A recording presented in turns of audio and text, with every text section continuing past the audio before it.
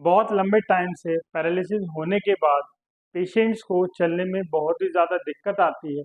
उनको ये समझ में नहीं आता है कि ये जो प्रॉब्लम हो रही है उसका कारण क्या है। हम ऐसा कौन-सा ट्रीटमेंट लें जिससे हम अपनी कंडीशन को बेहतर बना सकते हैं। आखिर किस तरीके से हम एक्सरसाइज़ कर या ऐसी कौन-सी एक्सरसाइज़ है जिसको हम कर हम अपनी कंडीशन को बेहतर बना सकते हैं। कई बार आपने पेशेंट को देखा होगा चलते-चलते गिरने का डर बना लेता है या फिर पैरों को वो ठीक से नहीं रख पाते या फिर चल तो लेते हैं लेकिन हल्का-सा किसी का सपोर्ट लेकर चलने चलने की कोशिश करते हैं और जब वो चलते हैं तो खुद से तो चल लेते हैं, लेकिन प्रॉपर नहीं चल पाते हैं और जैसे कोई हल्का-सा सपोर्ट दे देता है तो वो अच्छे तरीके से चल लेते हैं। आखिर इसका कारण क्या है? क्यों आखिर पेशेंट को ऐसा लगता है कि वो चलेगा तो वो गिर जाएगा? आखिर ये बैलेंस डिस्टर्ब क्यों होता है? आज के इस वीडियो में मैं इन्हीं टॉपिक्स के ऊपर बात करूंगा कि यदि आपके जो पेशेंट हैं उसको बैलेंसिंग की कोई प्रॉब्लम आ रही है या फिर चलने में कोई प्रॉब्लम आ रही है तो उसका कारण क्या हो सकता है। आखिर आप उसको घर पर किस तरीके से ठीक कर सकते हैं।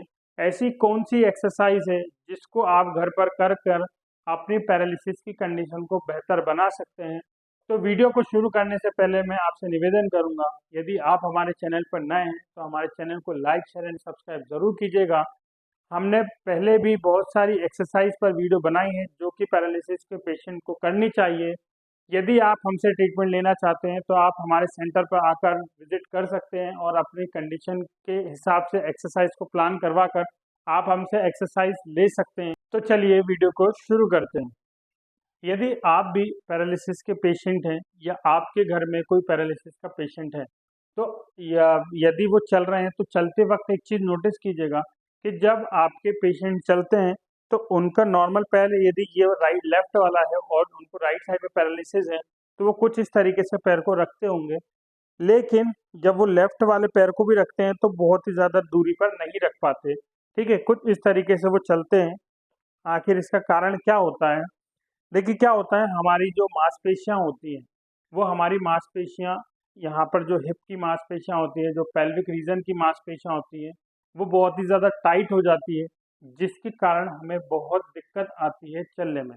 क्या होता है, यदि कोई पैरालिसिस का पेशेंट है जिसको पैरालिसिस का अटैक आया है या फिर स्ट्रोक हुआ है तो कम से कम वो 1 से 2 महीने तक तो बेड पर ही लेटा रहता है, जिसके कारण जिस साइड में पैरालिसिस हुआ है वो तो इफेक्टेड होता ही है, साथ ही साथ जो हमारा नॉर्मल हाथ और पैर होता है वो भी ज़्यादा इफेक्टेड हो जाता है।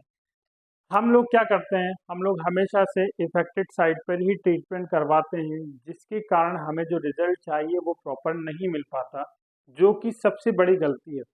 आपने कहीं भी देखा होगा, किसी भी सेंटर पर आप जाएंगे, आप ये देखेंगे कि आपको जिस पैर में दिक्कत है, जिस हाथ में दिक्कत है, आपको उसी पार्ट की एक्सरसाइज कराई जाती है, उसी पार्ट की स्ट्रेचिंग कराई जाती है और जो आपका नॉर्मल वाला पार्ट है उसको छोड़ दिया जाता है। ऐसा क्यों होता है? एक्चुअली क्या होता है ना, हम अपने दिमाग में ये सेट कर लेते हैं कि हमें जो पैरालिसिस जो हुआ है वो हमारी हाफ ऑफ द बॉडी में हुआ है, या तो किसी को राइट साइड में हो सकता है या तो किसी को लेफ्ट साइड में हो सकता है। यदि आपके राइट साइड में पैरालिसिस है और आपका जो आप फिजियोथेरेपी सेशन ले रहे हो वो सिर्फ राइट साइड की मसल्स के लिए ले रहे हैं तो आप सबसे बड़ी गलती करते हैं। एक्चुअली क्या होता है ना, यदि मैं इतने रीजन की बात करूं, इसमें पेल्विक हिप जो रीजन होता है हमारा, इसके अंदर बहुत ही डीप मसल्स भी होती हैं जो कि हमें एक मोबिलिटी प्रोवाइड कराने में बहुत ही इम्पोर्टेंट रोल प्ले करती है। क्या होता है, पेशेंट 1.5 महीने 2 महीने 3 महीने तक बेड रिडन होने के कारण या फिर जॉइंट में मोबिलिटी ना होने के कारण या फिर बहुत लंबे टाइम तक एक ही पोजीशन को मेंटेन करने के कारण हमारी मसल शॉर्ट हो जाती है या फिर मसल बहुत ही ज़्यादा टाइट हो जाती है। ऐसा नहीं होता कि यदि आपको पैरालिसिस राइट साइड का हुआ है तो आपके राइट साइड की मसल ही टाइट होंगी। यदि आप अपनी लेफ्ट साइड के पार्ट को भी अच्छे से मेंटेन नहीं करेंगे, उसकी फ्लेक्सिबिलिटी को मेंटेन नहीं करेंगे, तो भी आपको चलने में या कोई भी एक्टिविटी करने में बहुत ही ज़्यादा दिक्कत आ सकती है।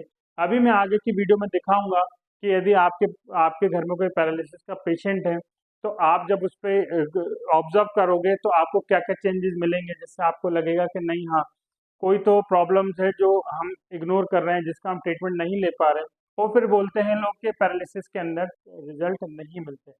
आखिर क्या होता है, हमारी बॉडी के अंदर टोटल 600 मसल्स होती हैं। 600 मसल्स में से हमें हर मसल्स पे काम करना पड़ता है, तब जाके हमें पैरालिसिस की कंडीशन पे रिकवरी मिलती है।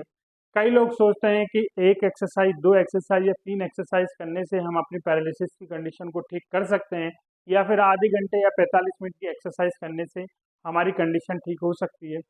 देखिए, होती है, लेकिन एक लिमिट तक। यदि आप अपनी कंडीशन को मैक्सिमम लेवल पर लेके आना चाहते हैं या बहुत ही हद तक ठीक करना चाहते हैं, तो आपको हर एक मसल पर, हर एक जॉइंट पर काम करना पड़ता है, तब जाकर ही आप अपनी कंडीशन को बेहतर बना पाएंगे। तो चलिए, मैं जिस टॉपिक पर बात करने जा रहा हूँ उस टॉपिक पर वापस आते हैं। ठीक है, तो चलिए हम अपने चलते हैं डेमो की ओर। हमारे सामने डेमो है। इन पर मैं बताऊंगा कि क्या क्या चीज़ें हैं जो आपको आपके पेशेंट के अंदर देखना है। ठीक है, वैसे मैंने ये डेमो इसलिए लिया है, कई लोग बोलते हैं कि सर ये तो नॉर्मल पेशेंट है, नॉर्मल इंसान है, आप इन पर क्यों ट्रीटमेंट करके दिखाते हैं। एक्चुअली क्या होता है ना, मैं किसी भी पेशेंट पर आपको एक्सरसाइज परफॉर्म करके नहीं दिखा सकता, क्योंकि वीडियो को बनाने में बहुत ज़्यादा टाइम लगता है और इतना पेशेंट टॉलरेट नहीं कर पाता और इतना हम उनसे टाइम ले भी नहीं पाते, क्योंकि पेशेंट ऑलरेडी एक्सरसाइज में बहुत ही ज़्यादा थक जाता है। तो चलिए मैं हमारे डेमो के ऊपर कर कर बताता हूँ। देखिए क्या होता है ना, जब हम चलते हैं तो चलते वक्त हमारे हिप जॉइंट, नी जॉइंट और एंकल जॉइंट तीनों का बहुत ही बड़ा रोल होता है। तीनों एक सिनर्जी के साथ काम करते हैं, तब ही जाके एक हमें परफेक्ट मूवमेंट मिलता है। क्या होता है, ये हमारे पेशेंट हैं जो जिनको लेफ्ट साइड हम पैरालिसिस समझ रहे हैं, देख रहे हैं। ठीक है, क्या होगा, जैसे मान के चलिए इनके पैरालिसिस वाले पैर को मैं ऊपर उठाऊंगा, तो आप एक चीज नोटिस करेंगे कि इनका जो नॉर्मल वाला पैर है वो भी ऊपर उठता है। आखिर ऐसा क्यों होता है? अब हमारी गलती क्या होती है? हमारी गलती ये होती है कि हम जो भी स्ट्रेचिंग करते हैं, जो भी एक्सरसाइज हम लेते हैं, वो हमारे लेफ्ट साइड की ओर लेते हैं, या फिर लकवे वाले पैर की ओर या लकवे वाले हाथ की ओर ही लेते हैं। ऐसा क्यों? जिसके कारण हमें रिकवरी नहीं मिल पाती। अब क्या होता है, जब आप चलते हैं, नॉर्मली मान लीजिए जब हम चलते हैं, तो जब चलते वक्त क्या है, ये पैर इसको आगे खोलने ही नहीं देता, जिसके कारण पेशेंट लंबे पैर नहीं रख पाता। लंबे पैर नहीं रख पाता तो चलने में दिक्कत आती है, और जब चल नहीं पाता तो उसको गिरने का डर लगता है।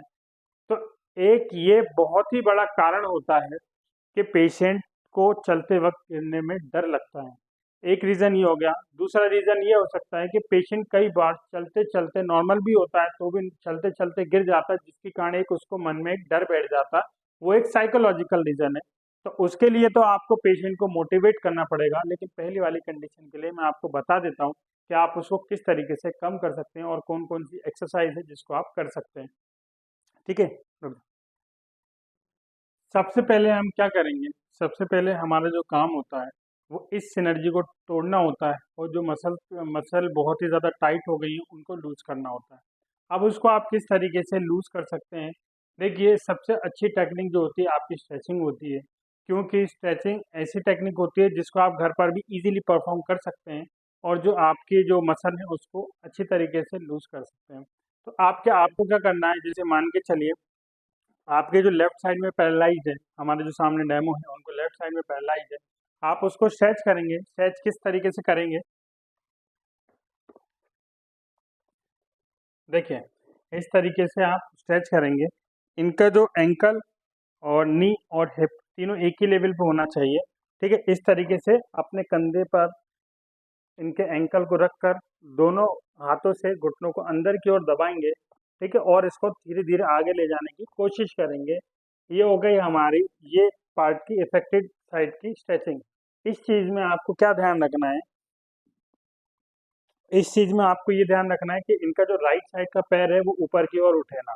ठीक है, आपको क्या करना है, इसको कुछ देर तक जितना पेशेंट टॉलरेट कर सकता है उस लेवल तक आपको लेके जाना है, और यहाँ पर ले जाने के बाद आपको 30 सेकंड तक का होल्ड करना है।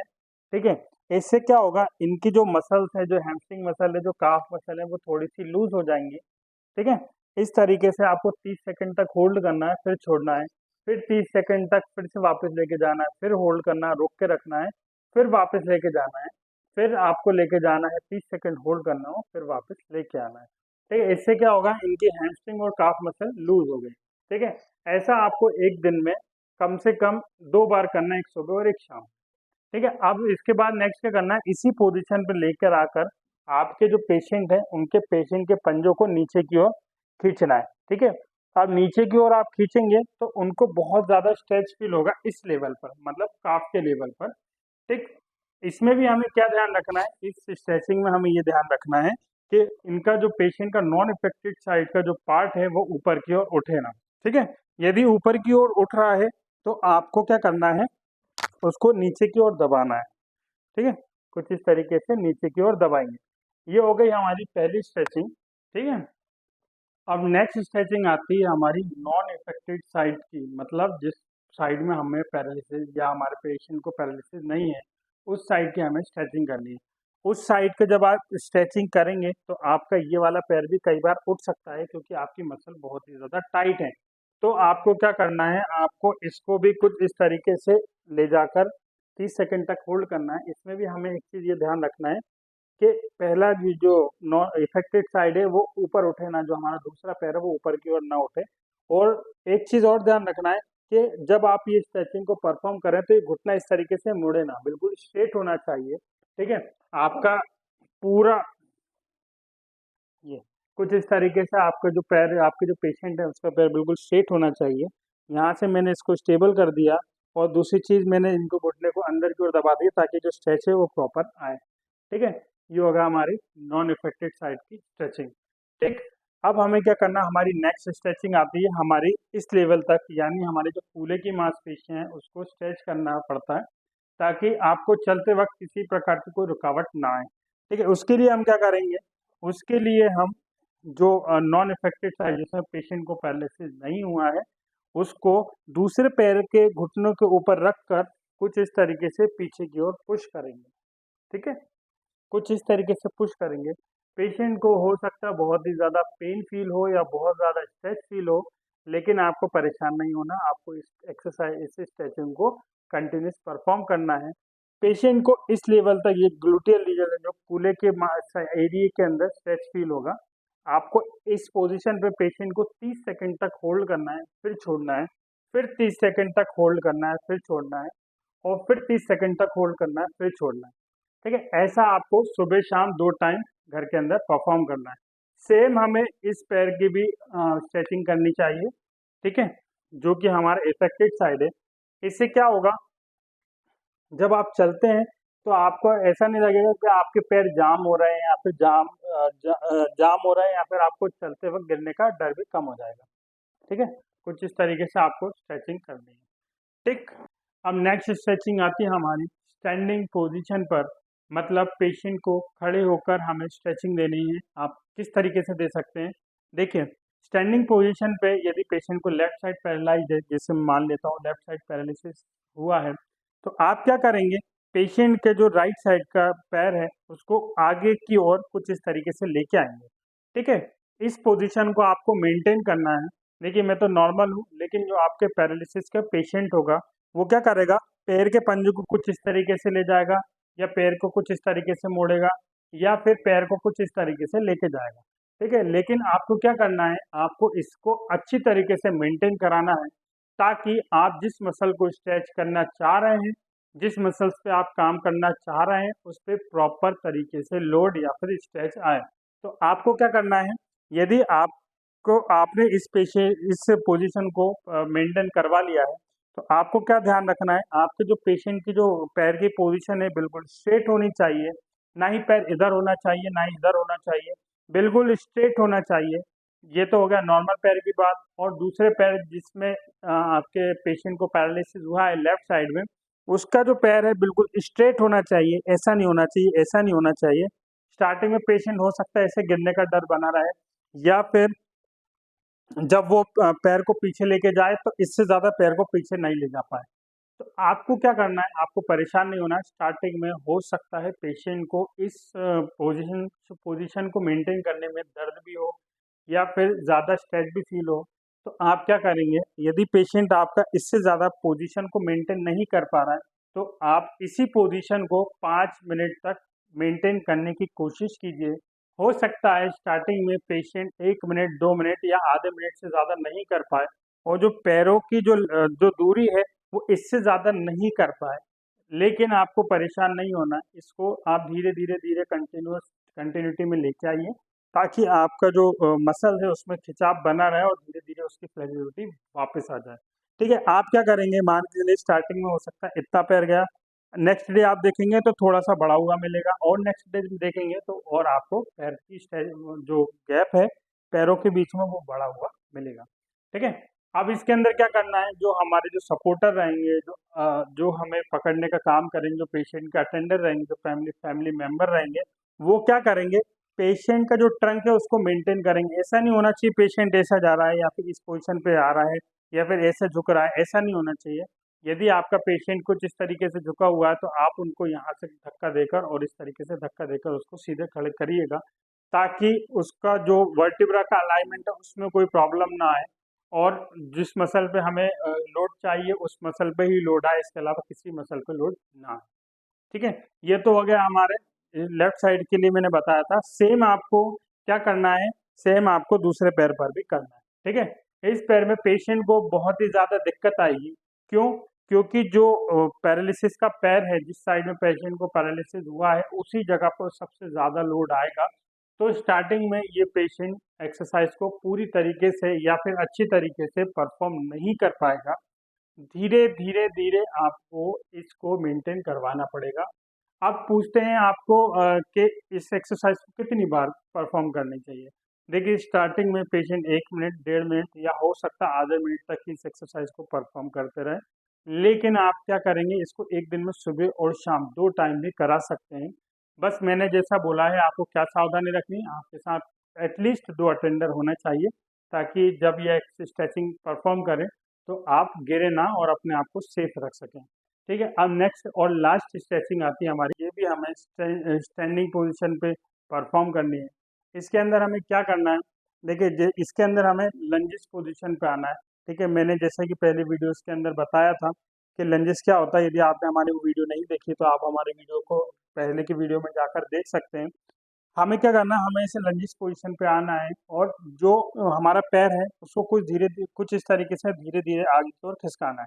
ठीक है, इस तरीके से क्या होगा, हमारी जो मसल्स हैं, यहाँ की जो मसल्स हैं, जो काफ मसल, जो हैमस्ट्रिंग मसल है, उसके अंदर बहुत ही ज़्यादा खिंचाव आएगा और धीरे धीरे धीरे जैसे जैसे जैसे आप इसको एक्सरसाइज को परफॉर्म करते रहेंगे तो धीरे धीरे आपकी जो खिंचाव है यहाँ तक पेल्विक रीजन तक आने लगेगा। ठीक है, सेम ऐसे ही हमें दोनों पैरों से अप्लाई करना है।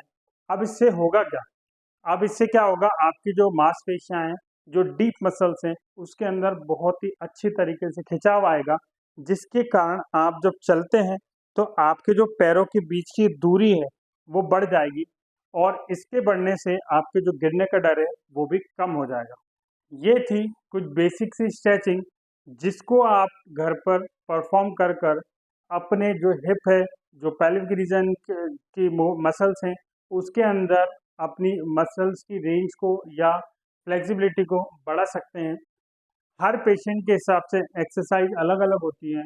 मैं जितनी भी आपको एक्सरसाइज बताता हूँ वो आप घर पर अप्लाई कर सकते हैं, क्योंकि ये एक्सरसाइज बहुत ही सिलेक्टेड होती हैं और ऐसी एक्सरसाइज होती हैं जो घर पर पेशेंट खुद से अप्लाई कर सकता है।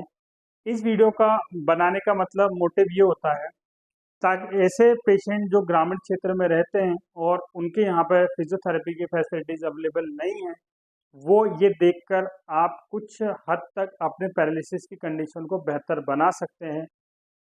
अभी ऐसे बहुत से एरिया हैं जहाँ पर फिजियोथेरेपी बहुत ज़्यादा डेवलप नहीं है या फिर उन्हें नॉलेज नहीं है कि हम किस तरीके से पैरालिसिस की कंडीशन को ठीक कर सकते हैं, जिसके कारण एक आम पेशेंट जो होता है उसको सरवाइव करना पड़ता है। तो हमारा बनाने का मोटिव सिर्फ इसी ये है कि हमसे जुड़े जितने भी लोग हैं जो पैरालिसिस से परेशान हैं, जो जिनको पैरालिसिस में प्रॉपर ट्रीटमेंट नहीं मिल पा रहा, उनको हमारे वीडियो के माध्यम से ट्रीटमेंट मिल सके और अपनी कंडीशन को बेहतर बना सकें। यदि आपने हमारे चैनल को लाइक शेयर एंड सब्सक्राइब नहीं किया है तो आप हमारे चैनल को लाइक शेयर एंड सब्सक्राइब कीजिएगा। हमने बहुत सारी एक्सरसाइज पर वीडियो बनाई है जो कि पैरालिसिस के पेशेंट के लिए बहुत ही ज़्यादा इम्पॉर्टेंट हो सकती है। यदि आप भी पैरालिसिस की कंडीशन से परेशान हैं और आप हमसे ट्रीटमेंट लेना चाहते हैं तो आप हमें दिए गए नंबर पर संपर्क कर सकते हैं और आप अपने ट्रीटमेंट प्रोटोकॉल को सेट करा कर हमसे ट्रीटमेंट ले सकते हैं।